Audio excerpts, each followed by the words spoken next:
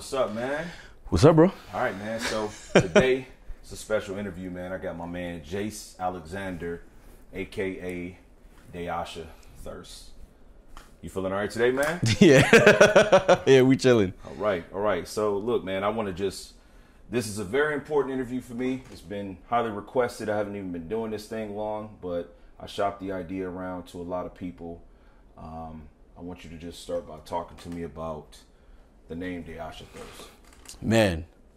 So, let's see. Dayasha Thirst came from, it's a YouTube name, right? Okay. Dayasha Thirst was the YouTube name, but Dayasha was always my gamer tag since I was like 14, I want to say. Why? What is Dayasha? So Dayasha is a mixture of my favorite anime and my son's name. So you put the DA for my son's name, David, and then Inuyasha, you put them together as Dayasha. So it was a real like weeb, like nerd gamer tag. But when Halo 2 came out for the regular Xbox, I needed a gamer tag. And it was going to be like Il Nino 89 or something crazy like that. But I decided on Dayasha. I mean, as you saw from earlier, I'm a big Inuyasha nut. Okay, so Inuyasha, that's an anime. Yeah. I mean, I'm embarrassed to say, I never even heard anything about it. And that's my first time even knowing. I never even knew that's how you came up with the name. Oh, yeah. So how long has that anime been out? Is it something still that's in production? That anime came out, man, when I first saw it, I think I was 13 when I first saw it. Okay. So, it was finished when I watched it when I was 13. So I don't know the exact year, but it's been out for a while. Okay. Then they came out with like a continuation of it. Yeah. That just came out like 2 months ago. It's called Hanyo no Yashahime. Okay. And it's about their kids and stuff like that. So okay. Yeah. Right. So let's start from the top, man. Cool. Tell me about yourself. Where are you from? Like originally, where do you come from? Man, one of the proudest places for me is the Bronx, New York. I was born and raised in the Bronx. You're from New York? From New York. Okay. Oh, yeah. I'm very proud to be from the Bronx. It gives you a tough skin. Okay. It gives you that life experience, you know what I'm saying? Because it's not a very friendly place. Yeah. But I don't like to talk about it as far as like, I'm from the hood. Right. You know what I'm saying? Because you can kind of tell from somebody's temperament or their demeanor or how like they let things slide off or if they do or don't let things slide off. Right. So I don't like to say, yo, I'm from the hood. I just let the place speak for itself. You know what I'm saying? The Bronx, New York.